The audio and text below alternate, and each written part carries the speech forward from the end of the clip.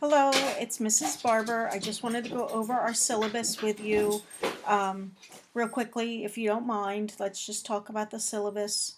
I am Mrs. Barber. I am going to be your instructor for medical terminology in the fall of 2017 at Stockton. It's a completely online course and it is worth 4 credits. So there is a lot of work involved. I'm just warning you up front. Let me switch over to my desktop here so we can talk about your syllabus. Um, as I said, I am Stella Barber. This is my email address here, stella.barber@stockton.edu. Please feel free to reach out to me if you should have any questions. I am a nurse by trade, so I apologize in advance if I sound a little too nursey. Sometimes I can't help but bring in experiences from my nursing career. But in your first discussion board, you're going to have the opportunity to tell me what major you are choosing so that I can create some kind of connection for you as we go through this medical terminology. I'm not going to read everything to you. You guys are in college, you're fully capable of reading, but just to let you know the course description, it is going to introduce you to medical terminology. The emphasis is placed on developing the ability to analyze and utilize common medical terms.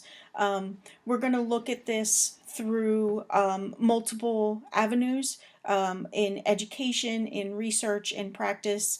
You're going to be doing some article reviews where you're going to be researching different articles and looking through those articles and reading for medical terminology and analyzing those words. And then as far as practice goes, I'm going to post some case studies for you to review as well to get you used to working with healthcare and medical terminology. At the end of the course, you should be able to meet all of these course outcomes. There's a big focus on anatomy and physiology with your textbook, and it's very important for you to understand the medical terminology as it relates to anatomy and physiology. In fact, if you understand the anatomy and physiology, you can really nail down what the medical terminology or the word in front of you is going to mean. The course format, of course, is completely online. I will be using Blackboard throughout. I will do my best to at least let you hear my voice at least once a week, hopefully more than that. There will be assignments that will be uploaded into Blackboard. If you need help with Blackboard, let me switch over here so I can show you. Coming over, I've signed into my Blackboard course. Over here on your left-hand side, there is the help. I am in instructor mode. Let me take it off for a second. So now I'm in student mode, and you can see my silly little class overview. Of course, it had to stop there where I look kind of silly. Anyway, there is video tutorials over here on your left-hand side under the Help tab so that you can get an idea on how to upload videos, or excuse me, your assignments into Blackboard. There will be quizzes and exams and some presentations throughout the course, and you're required to maintain a presence in this online course, and I'll talk a little bit about that in a couple of minutes. Here's your required course text, The Language of Medicine, the 11th edition. It is from Elsevier. There is a CD that comes with the textbook that is a great resource, and you also have the availability to have online resources through Evolve Elsevier. On the inside cover of your text, there is a code that you can put in to gain access to those electronic resources. So I just want you to know these electronic resources offers games like Jeopardy, Wheel of Fortune, things like that to help you understand the medical terminology that we're going to talk about.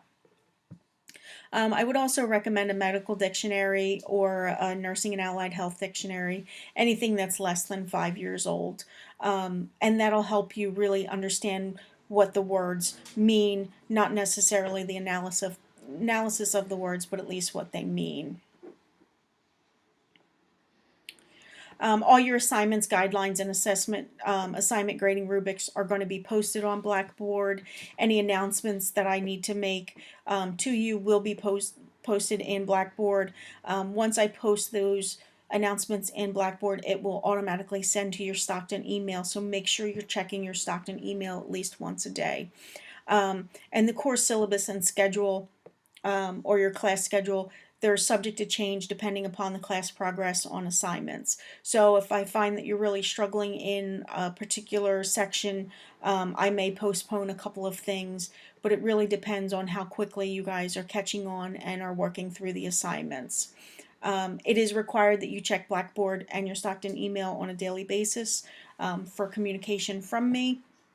Please know that I have the availability, or the ability, I should say, to check your Blackboard and see when you've last logged on and how long you've been on. So I am able to see how active you are within the site. Talking about netiquette, statement, and policy. So etiquette refers to the rules of polite society, while netiquette refers to the rules for polite interaction in cyberspace. So even though we are not meeting face to face and we're not in the classroom, I want you to maintain those same rules. We need to be polite. We need to be respectful of others' opinions. Communicating in an online course is achieved primarily through writing, which takes away that availability to see facial expressions or hear voice inflections. So sometimes you may say something that you're meaning as humorous, but without seeing your face, the other person is not going to see that you meant it as a joke. So please be mindful of that.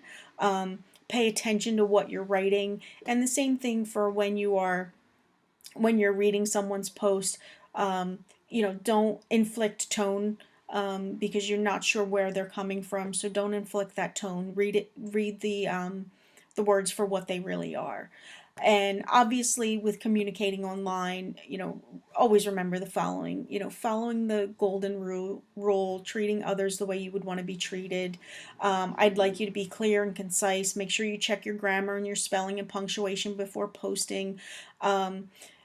This is a big stickler for me. You guys are in college now. You need to start with proper grammar and spelling. And I know in this day and age it's very difficult because we're used to texting, but there's no emoticons, there's no chat abbreviations, there's no room for LOL in this class.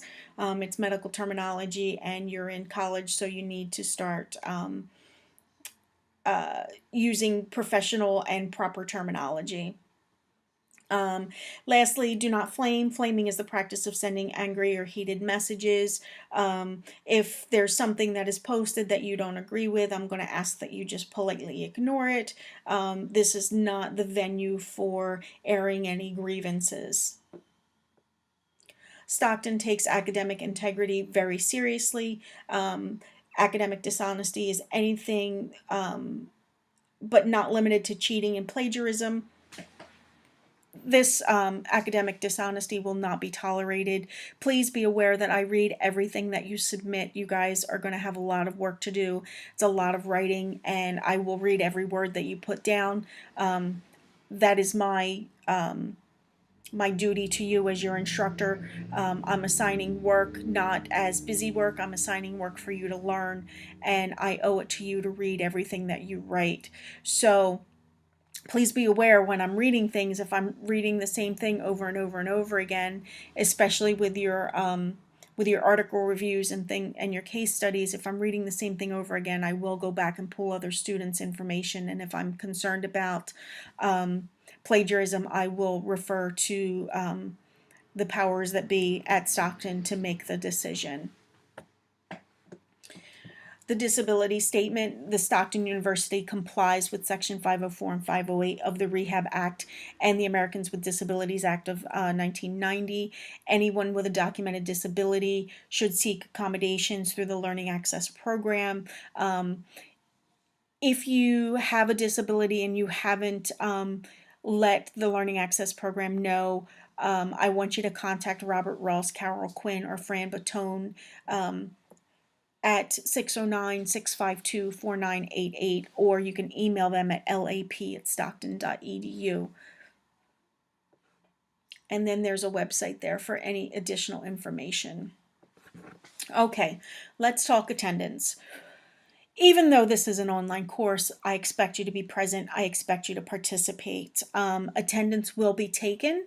So, for example, our class starts on Tuesday, September 5th. So, my first time taking attendance will be Wednesday, September 6th. And I will maintain that you are active and involved in the class. Each day I will, like I said, I will sign on to make sure that you've been in Blackboard.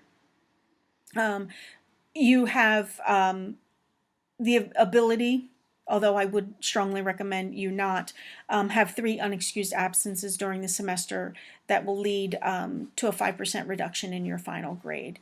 You can refer to Stockton Bulletin for the policy, but I'm expecting you to be actively involved in this online course. To receive an excused absence, you have to present some kind of documentation on why you want to be excused.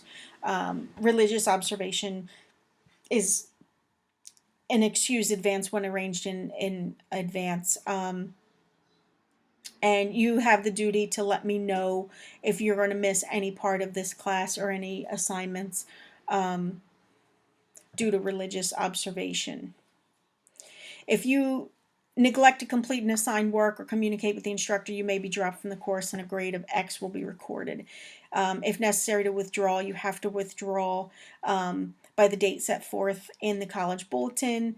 And if you don't officially withdraw prior to the date posted, then your final grade will be an F on your transcript. There are no makeups for missed assignment unless an excused absence has been arranged.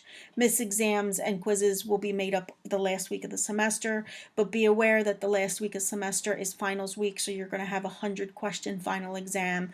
So I don't recommend you missing any exams or quizzes. And note the word saying may be made up by the last week of the semester. I will only allow for one makeup missed quiz. If you missed 5 quizzes, you're only going to get 1 makeup. You're not going to get all 5.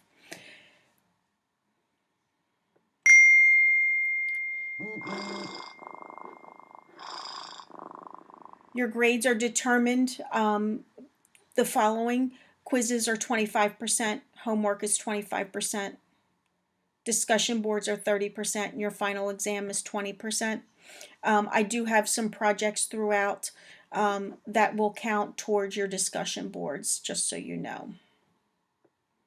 Grades are not rounded up or down, and they're not on a curve scale. No extra credit work will be assigned.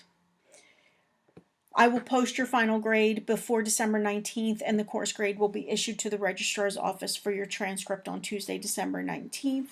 Here is your grading scale. And although we are not in the classroom, I just want to note that respect for all persons is expected. Incivility is not tolerated in any form. So we need to make sure that we are respectful of others and they are allowed to voice their opinion. But we need to be respectful, as I said.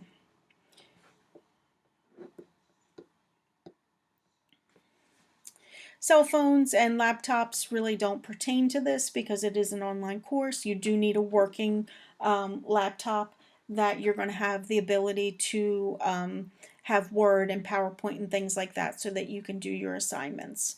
And then lastly, I just want to note that the instructor reserves the right to alter portions of the syllabus or course outline to provide students with better understanding of the course content. And if I do need to make any changes to the syllabus or course outline, I will notify you via Blackboard, as I said. And then let me just sneak back up here. I hope you don't get dizzy. This is my email address right here. You can please feel free to contact me. As I said, I check my email at least once a day, sometimes twice a day, depending on what's going on. So feel free to reach out should you have any questions, and good luck this semester. I'll talk to you soon.